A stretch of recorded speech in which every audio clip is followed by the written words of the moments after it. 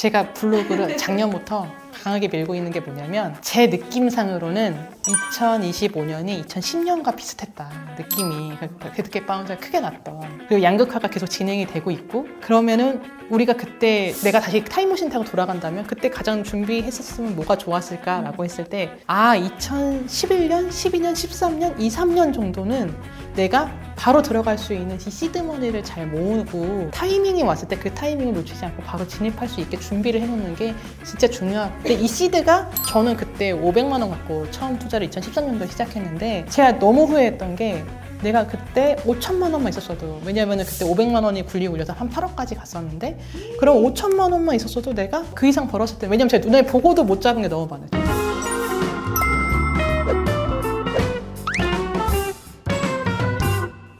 그리고 또 하나 이제 저희 채널에서도 많이 질문을 주시는 게 이 상급직 갈아타기 얘기예요. 근데 이제 임다희 작가님 강의를 들어보면 재테크 공부 엄청 많이 하는 사람보다 옆집 동네 엄마가 상급직 갈아타기 더 잘한다 이런 말씀 해주시거든요. 그게 정확히 어떤 의미인지 진짜 공부할 필요 없는 건지 이런 거 궁금하거든요. 공부할 필요가 없다기보다는 네. 공부를 하되 좀 더 일반인 시선을 좀 유지하는 게 중요한 것 같아요. 이게 공부를 하다 보면은 막 내가 되게 전문 투자자가 된 것처럼 생각을 하게 되는데 기본적으로 집은 투자자가 사고 파는 것보다 일반인들이 사고 파는 비율이 훨씬 높잖아요.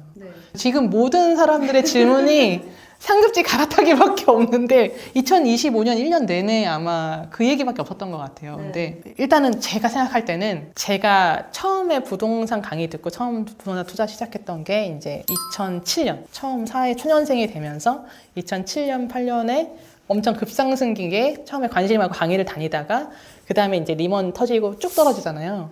쭉 떨어지지 않고 사실은 떨어졌다가 2009년, 10년에 한번 살짝 올랐다가 그 상태에서 양극화가 계속 났었어요. 그때 강남의 재건축과 그때 당시 오세훈 시장님의 용산의 재개발 빌라. 그죠? 하나씩. 그리고 그 돈 없는 사람들은 인천, 부천의 이런 뉴타운들 가서 쫙 이제 양극화가 벌어지면서 다른 지역이 먼저 이렇게 다운이 될 동안 서울을 일부 지역은 좀 더 갔단 말이에요. 더 갔다가 그 다음에 2011, 12가 되니까 오히려 이미 전에 떨어졌던 지역들은 왜 반동이 한번 일어나냐면 이때 한번 반동이 내려갔을 때 좀 너무 싼 것 같은데 하고 다시 올라가요. 이 올라갈 때 사람들이 이제 하락 끝났구나. 계속 오르는 장만 있구나 하면서 다시 희망을 갖고 올라가다가 역시 내 월급은 그대로네 하면서 다시 쫙 내려가는 부분이 있는데 내려가는 게 한도 끝도 없이 내려가는 게 아니고 일정 부분 내려가고 난 다음에는 옆으로 좀 유지를 한단 말이에요. 2011, 12년도에는 다른 지역은 이제 서울 같은 경우에도 서울 외곽 지역 같은 경우에도 먼저 좀 내려가서 쭉 가는 지지부진한 시간이 있었고 그 사이에 양극화로 여기 좀 더 가다가 여기가 이제 2011년도에 저축은행 부도 사태 사실 저축은행 부도 사태라고 말하지만 그 원인은 부동산 PF 문제였기 때문에 부동산빨이죠. 그래서 난 다음에는 2012년도에 강남이 마지막에 꺾이면서 이 사이클이 한번 끝났었거든요. 근데 지금 봤을 때 지금 그때 느낌이 좀 나요. 올해가 약간 2011년도 그럼 어떤 부실 은행 여파로 강남이 꺾였나요? 꺾인 그쵸. 시기가 있나요? 그렇죠. 그때는 그랬죠. 안 꺾일 것 같아요. 여기서 조금 보완 설명을 제가 하자면 2025년도에 제가 되게 욕을 많이 먹었던 25년도. 작년이죠. 이제 며칠 안 됐지만 그게 뭐냐면 상급지가 상승했기 때문이에요. 상급지가 상승했고 강남 마용성이 상승했기 때문에 사실 중장기적으로 보게 되면 강남과 마용성을 하는 게 무조건 맞죠. 근데 문제는 이제 여기서 한 가지를 생각을 하셔야 되는 게 중간에 부침이라는 게 항상 발생한다는 거예요. 근데 이제 그분들은 이제 그것들을 고려하지 않으려고 하는 속성들이 있죠. 근데 가장 큰 문제가 뭐냐라고 생각을 하냐면 지금 뒤늦게 집을 사서 올라간 그 속성을 보게 되면 생각보다 영끌이 많다. 영끌이 많다. 근데 아까 얘기했던 거죠. 저축은행 사태, 부동산 PF 결국 그걸로 인해서 나중에 다쳤던 사람들은 결국에는 금융 부실이 발생되면서 대출을 좀 과도하게 받았던 사람들이 많이 무너졌었거든요. 그런 부분이 발생할 수 있는 가능성이 이번에도 보여지는 거예요. 그러니까 그걸 되게 조심해야 되는 거죠. 저는 이번에 보면서 솔직히 재작년 정도에 새마을금고 사태가 터졌을 때 이게 트리거가 될 수 있겠다 생각을 했었는데 되게 잘 넘어가더라고요. 그래서 이번에는 유독 그 코로나라는 약간 최초에 있었던 일 때문에 너무 많은 유동성이 뿌려졌고 그런 부분 때문에 아까 말씀하신 대로 상급지라고 했지만 상급지라고 다 오른 게 아니라 그 강남과 그 한강 벨트 라인 딱 여기만 딱 올랐거든요. 사실 95% 이상은 다 이제 조정이 어느 정도 됐고 심지어 지금 벌써 조금씩 반등이 나는 곳이 있어요. 근데 그런 부분을 제외하고는 사실 조정이 됐는데 그 기사는 매덕 올랐다는 것만 나니까 약간 이게 계속 오르기만 했구나라는 느낌을 갖고 계신 것도 있는 것 같고 그 새마을금고 사태 넘어가는 것도 보면서 그때랑 똑같이 가지는 않을 수 있겠지만 왜냐면 부동산 PF로 한번 넘어졌기 때문에 부동산 PF는 굉장히 관리를 할 거란 말이에요. 있겠지만 그런 리스크가 아예 어디서 뭐가 터질지 모르는 리스크가 아예 없는 건 아니고 안 터질 수도 있어요. 안 터질 수도 있고 하락이 안 나올 수도 있지만 그때랑 비슷하게 흘러가는 건 이렇게 양극화로 가다가 나머지는 조정이 났다가 이 사이에 전세는 계속 오르잖아요. 어쨌든 공급이 없어지기 때문에 전세가 계속 오르기 때문에 이 전세와 매매 갭이 엄청 줄어든단 말이에요. 근데 이게 저번 장은 또 많이 조정되고 많이 오르고 하는 바람에 갭이 뭐 무피 뭐 500갭, 1000갭이 서울에도 막 널렸었는데 근데 그 정도는 아니어도 역사적으로 사이클이 항상 1억, 2억 정도 이내로는 좁혀졌던 게 항상 있었거든요. 저번에 유난히 많이 좁혀졌던 거고 근데 만약에 이번에도 1, 2억 갭 정도로만 좁혀지면은 사실 들어올 생각이 있으시잖아요. 있으시고 그거는 이제 내가 갈아타기를 할 때 내가 지금 놓쳤다고 생각을 하겠지만 그때 갭이 좀 좁아졌을 때 사실 먼저 사놨다가 나중에 또 모아서라든가 대출이 좀 규제가 해제됐을 때 들어갈 수도 있는 부분이 있으니까 희망을 계속 잃지 않고 계시면 좋을 것 같고요. 이게 돌아가는 상황을 보면서 판단을 하는 거지 무조건 이렇게 돌아갈 거야. 예전에 이랬으니까 뭐 앞으로도 이렇게 되겠지라고 하는 건 사실 저도 말하기가 어려운 것 같아요. 근데 지금 상황에서는 만약에 내가 영끌을 어차피 지금 못하게 되어 있는 그 규제가 됐잖아요. 그래서 왜냐하면 지금 갈아타기 하고 싶은 지역은 지금 토호제가 아닌 지역을 갈아타고 싶어 하진 않으실 거니까. 그러면 영끌을 못하는 상황에서 그냥 상급지 진입할 수 있다? 근데 너 지금 너무 서울이 오른 것에 걱정된다? 하시는 분은 그냥 제 생각은 가능하면 그냥 들어가시고 거기서 그냥 계속 살면 되잖아요. 아니면 좀 떨어지더라도 내가 그 다음 또 갈아타기 할 곳이 떨어져 있으면 거기까지 또 그냥 싸게 팔고 싸게 가면 되니까. 내가 가실 분은 그냥 가실 수 있으면 가시고 지금 불만이 제일 많으신 분은 가고 싶었는데 대출을 나라에서 묶어서 이놈의 나라 때문에 내가 이사를 못한다라고 하시는데 안 묶었으면 애초에 잡을 수 있는 가격이 아닙니다. 그렇잖아요. 안 묶었으면 내가 지금 이 잡혀져 있는 이 가격을 보면서 내가 대출 조금만 더 나왔으면 갔을 텐데라고 하잖아요. 근데 안 잡아놨으면 애초에 그것까지 다 영향을 미쳐서 이 가격이 형성되기 때문에 애초에 거기를 갈 수 있는 가격이 아니었을 거예요. 그러니까 조금 더 상황을 좀 지켜보시고 결정하셔도 될 것 같습니다. 그 말씀하신 것 지역 중에, 그러니까 말씀하신 것 중에 이제 1, 2억 정도로 갭이 좁혀질 지역이 아까 이제 우리가 소위 가고 싶어하는 서울 상급지도 해당되는 거예요. 강남, 포항, 마용성 이런 데는 사실 1, 2억까지는 안 좁혀질 것 같거든요. 그냥 거기 제외하고 다른 서울이라고 생각해야 될까요? 제가 저번에 사실은 네. 저번 장에 저희 겪어보셨잖아요. 저번 장에 만약에 광명이나 서울 외곽까지는 거의 뭐 무피 500개, 1000개까지 가는데 강남만 1억 갭이었단 말이에요. 이런 식으로 차이가 나요. 근데 그때는 이제 대출 규제 다 해제되고 다 이제 규제들이 막 해제가 되잖아요. 그럼 그때 사람들이 뭐라고 했냐면은 강남 사는 사람은 바보라고 했어요. 여기 갭이 이렇게 적은데 저게 갭이 크니까. 왜냐면 500 넣어서 1500 오르면 300% 오르는 건데 뭐 1억을 넣어서 3억이 올라야 되는 건데 그때는 강남이 막판에 막 조정이 되고 있는 시기고 다른 데는 이제 어느 정도 지지부진한 상태에서 전세가 올라오고서 이렇게 좋아진 거라서 이게 몇 년도예요? 대체 이런 시기가 언제 있었어요? 2012년도 13. 저는 상상이 안 돼요. 길게 보면 2010년도에서 2014년도 사이 정도 보면 될 것 같고요. 가장 극단적으로 강남이 뒤집어졌던 시기는 2012년이죠. 진짜 상상이 안 돼요. 지금으로서는 이런 비슷한 순간이라도 올까? 안 올 것 같아요. 근데 이제 아까 말씀드린 대로 똑같이 그 정도까지는 안 갔고 이제 만약에 외곽 지역이 1, 2억 이내로 붙으면 강남은 그때처럼 뭐 1억 이내로 붙겠다 이런 얘기는 안 하는 게 조금 지금 상황으로서는 그런 것 같아요. 근데 대신 뭐 5억 이내라든가 지금 저 상담하시는 분 다 비슷한 게 한 8억 들고 계세요. 5억에서 8억 정도 들고 계시거든요.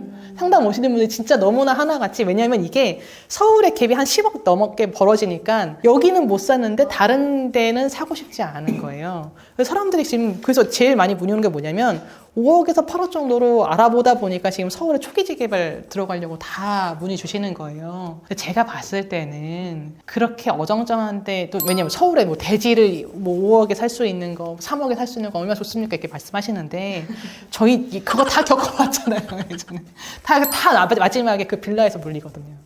다 물리고 나중에 올라가는 거 아는데도 내가 거기서 돈을 못 빼서 이걸 못 잡는 상황이 생기는 거 진짜 많이 봤어요. 아까 말씀드린 대로 서울에 그렇게 재개발, 용산 재개발 하시는 분들이 있고 돈 없으신 분은 1, 2억 이렇게 조그맣게 있으신 분들은 막 인천 재개발이라도 잡았다 했잖아요. 근데 나중에 보시면은 제가 왜냐면 인천 살았기 때문에 제가 그 빌라촌을 살아가고 있었기 때문에 그 인천 빌라촌에서 막 일가족 자살 사건이 나고 막 다 이런 게 다 그쪽에서 2015년인가 막 그렇습니다. 그때쯤이었어요. 네네. 그래서 소름. 그때 이제 오르기 시작하는데 그때까지 못 버티는 거예요. 그렇기 때문에 지금 막 굳이 안 되는 상황에서 막 너무 애를 쓰시기보다 제가 그래서 이번에는 부동산 책으로 낸 게 아니고 금융상품도 있다. 우리나라는 선택지에 금융상품이 있어요, 여러분. 네. 그러니까 금융상품도 좀 생각을 해보시고 안 된다고 하시면 저희 그때 그 시기에 아시겠지만 이제 부산하고 대구나 이런 지방장들이 많이 상승을 하고 있었는데 서울 사람들은 서울만 보고 있기 때문에 올라가는 걸 몰랐단 말이에요. 그러니까 지금은 한번 그때처럼 혹시 지방 광역시 정도는 지금 들어가도 되니까 그 정도가 오르고 있는지를 한번 체크해 보시면은 차라리 재개발 빌라보다는 나을 수도 있다. 말씀드리고 싶습니다. 저희 이제 저번 영상에서 이제 소호제가 해제된다면 이런 주제로 얘기하면서 사실 그런 노도강 금광구 특히 이제 그런 금천구 지역에 재개발 얘기도 다뤘었잖아요. 선배님께서는 지금 거기 독산동 금천구 좀 괜찮게 본다. 빌라 괜찮다라고 말씀해 주셨던 것 같은데 어떠세요? 지금 이 내용과 그 내용은 또 좀 판이하게 다른 내용이에요. 아, 그런 내용인가요? 또 왜 제가 다 식견이 좁았네요.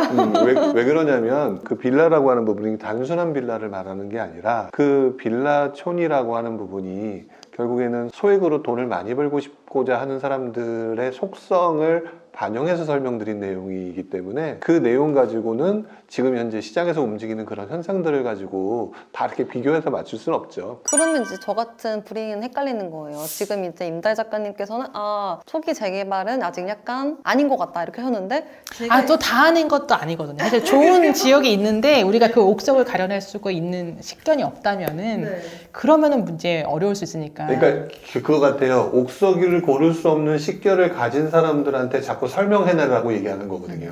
그러면은 그냥 하나만 기억하시면 되거든요. 만약에 초보다 모르겠다 했으면 2026년은 전세가 오른다. 랑 지방이 움직일 수 있다. 이 두 개만 보시면서 너무 시원해요. 네네. 그래서 전세가 오르는 거를 보면서 얼마나 갭이 줄어드는지 지켜보시면 좋을 것 같습니다. 동의하시는 거 맞죠, 선배님? 네, 저도 동의해요. 그러니까 이제 그 옥석 가르는 거 사실 일반인이 하긴 좀 어렵다는 게 두 분 공통 의견이신 것 같아요. 왜냐면은 여기서 말하는 재개발, 초기 재개발이라고 하는 얘기와 제가 옛날에 말씀을 드렸던 금천구의 신통기획 같은 그런 재개발 빌라 요 내용의 속성은 빌라니까 같은 거 아니야 라고 생각을 하셔서 질문하시는 거란 맞아요. 말이에요. 그렇게 봤어요. 그래서 지금 말씀드리는 게 여기서의 속성이 다른 상품과 방향성과 사람에 따라 다른 속성인데 그냥 눈에 보이는 빌라를 가지고만 지금 비교하셨기 때문에 그런 질문하는 건데 그거 아직 볼 정도가 안 됐다는 거죠. 안 됐습니다. 이런 저 같은 사람들은 괜히 초기 재개발 아니 이거를 하지 이용해서 않기로. 이렇게 현혹을 하는 것 같더라고요. 보니까 그 구역 이게 뭐 신통기획에도 뭔가 지정이 돼서 진행이 되고 있어요. 나라에서 심지어 하는 거야. 그럼 이게 그 구역별로 다 다른데 지금 막 이렇게 초기 재개발이라고 하는 게 초기 재개발 지정이 이제 막 됐다거나 아니면 뭐 진행이 될 것만 같은 느낌으로. 그러니까 서울의 땅인데 이게 노후된 이게 몰려 있어요. 진행이 될 것 같지 않습니까? 근데 여기서 지금 현재 월세가 얼마 나오니까 그때까지 이 월세를 받으면서 버틸 수 있지 않겠습니까? 라고 하면서 이 초기 재개발을 그러니까 정말 극초기인 거예요. 지금 밀고 있는 것들이. 그러니까 조금 주의 깊게 그러니까 이런 잘 모르는 일반 빌라를 거의 무슨 재개발이 진행될 가능성이 있는 것처럼 초보자를 현혹시키는 분위기가 있으니까 지금은 저번처럼 무조건 사기만 하면 다 오르는 시장은 또 아니거든요. 이제 골라야 되는데 고를 식견이 없다면 모르는 건 하지 말자가 제 주의입니다. 너무 중요한 말인 것 같아요. 진짜 딱 보신 게 맞거든요. 그냥 이제 듣고 보니까 빌라 이것만 딱 보이니까 약간 다른 거 아닌가?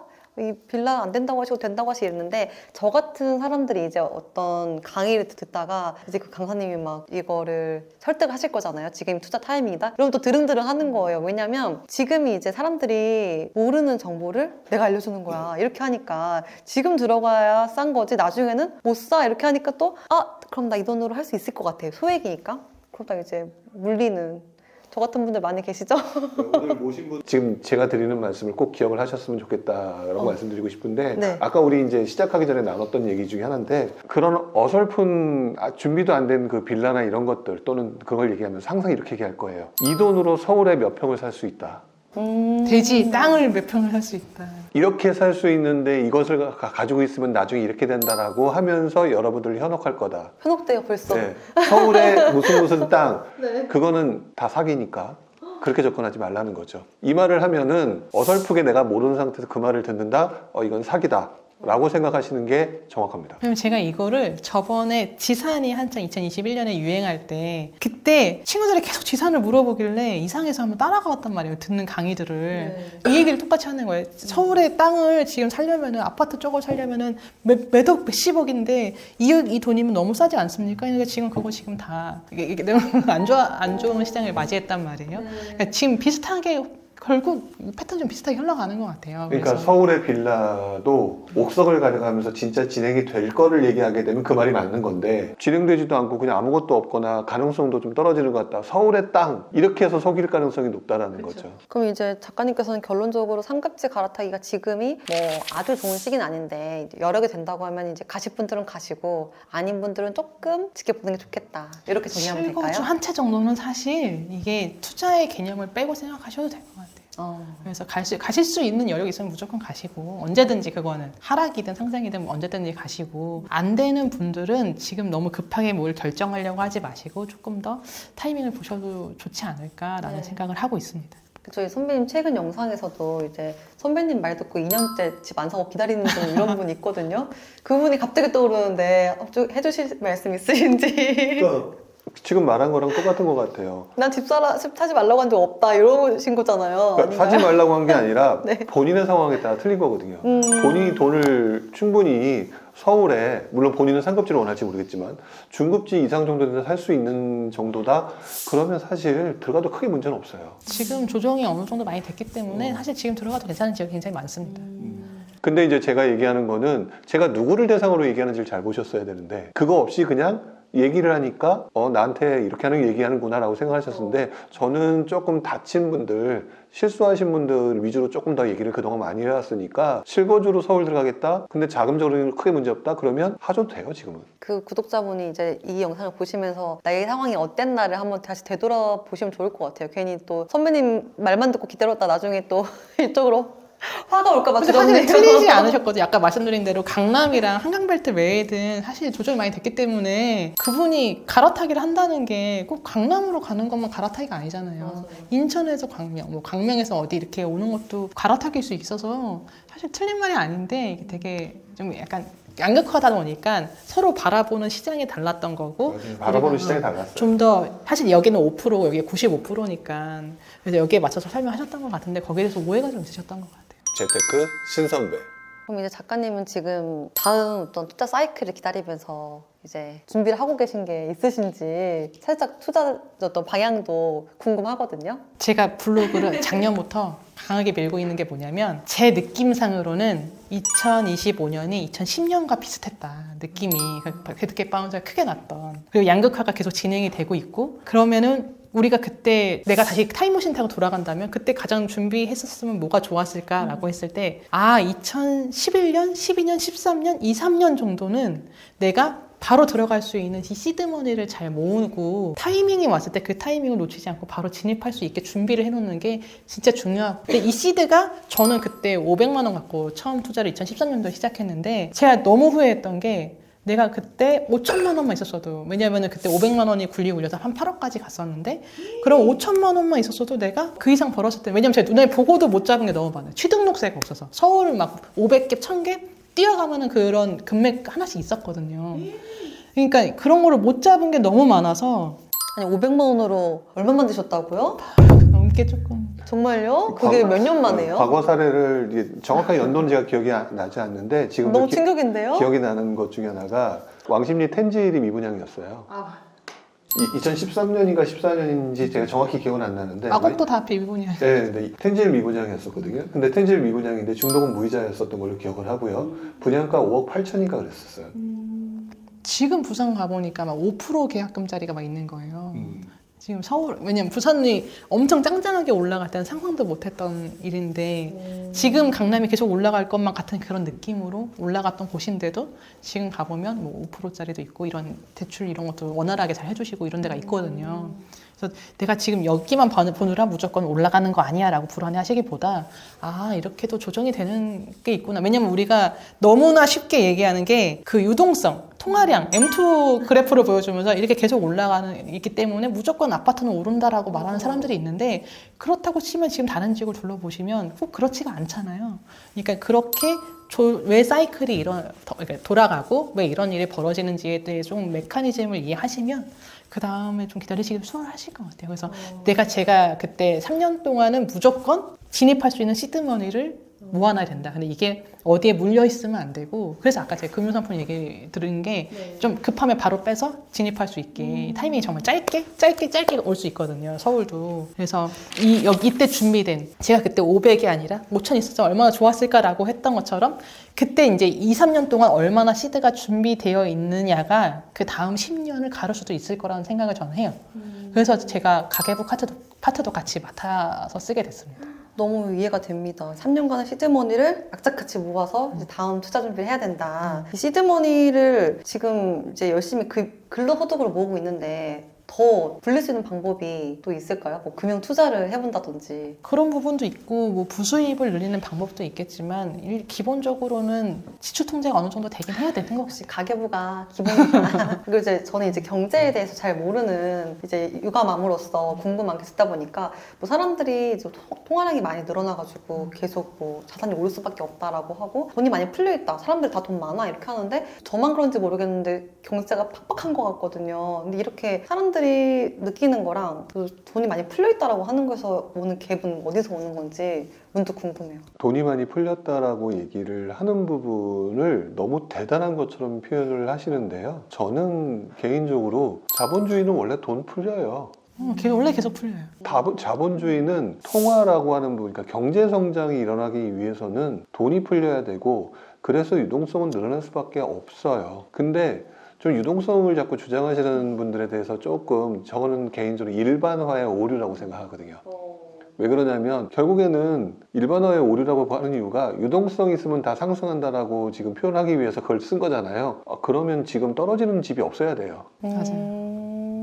이 일반화가 아니라 특정 지역이 오르는 거를 자본주의 시장 경제에서 돈이 풀려서 뭔가가 돌아가는 경제 성장이라고 하는 부분에서 어떤 특정 부분을 뽑아내 가지고 거기에만 포커스를 맞춰서 얘기를 하고 있는데 나머지 부분이 너무 안 오르고 있거든요. 그래서 이거는 돈이라고 하는 부분은 그냥 사람들에 의해서 나타나는 쏠림 현상 같아요. 그리고 제가 말씀드리고 싶었던 부분도 있는데 그 유동성이 많이 풀리잖아요.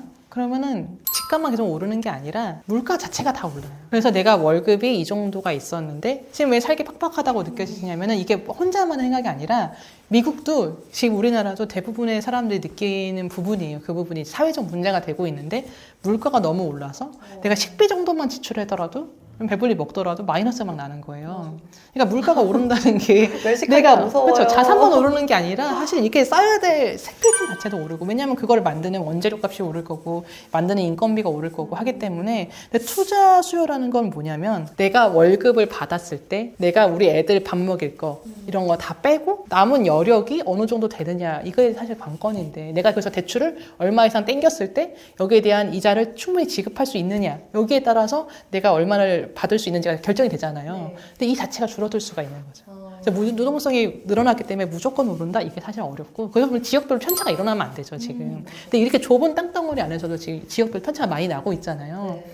그래서 제가 아까 말씀드리는 것처럼 막 큰 하락이 없을 수도 있다. 뭐가 안 터질 수도 있다. 하지만 약간 지지부진할 수 있다 말씀을 드리는 게 이런 부분 때문에 내가 월급은 거의 안 올랐어. 월급은 1.2배 오를 동안, 1.3배 오를 동안 물가가 3배 올라 버렸어. 그러면 똑같이 쓰더라도 더 빡빡해지니까 내가 이 더 투자에 아니면 저축을 더 해야 될 여력 자체가 줄어들 수 있거든요. 그래서 그런 부분 때문에 약간의 조정이나 아니면 지지부진, 이 상태로 오르지 않고 지지부진한 상태에서 전세가만 오르게 되는 경우도 있을 수 있고, 이번에 보시면은 유동성이 너무, 그 코로나 너무 많이 퍼져서 심지어 전세가도 조정이 된 거예요. 그때 2021년, 2022년에 그 집값이 조정될 때, 금리 인상하면서 조정될 때, 원래 우리가 공부하기로는 그게 있잖아요. 전세는 실거주 비용이 있기 때문에 거품이 없다라는 게 기본 전제였는데, 사실은 그 자체에도 거품이 있었던 거죠. 그 부분은 이제 뽑히면서 전세가도 조정된 예가 굉장히 많거든요.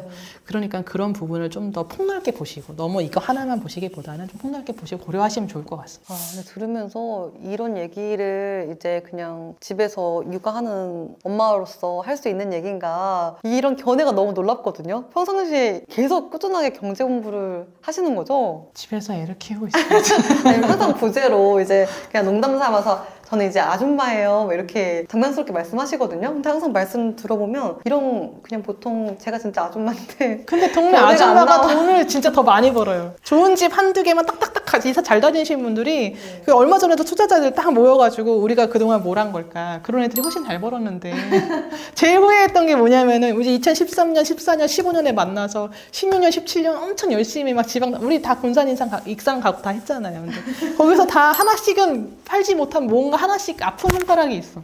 아픈 손가락이 있는데 나중에 2018년, 19년 때 동네 아줌마가 서울에 살면서 나 여기 앞에 청약 됐어 해가지고 더 많이 올라왔어. 근데 나는 못 사죠. 왜냐면은 중간가를 맞잖아. 이 작은 집 처분 못한 것 때문에. 그리고 이 집은 또 세입자가 나가는 타이밍에 맞춰서 딱 팔아야 되는데 그때가 물 들어올 때가 아니면 못 팔거든요. 뭐 이런 식으로 막 물려 있으니까.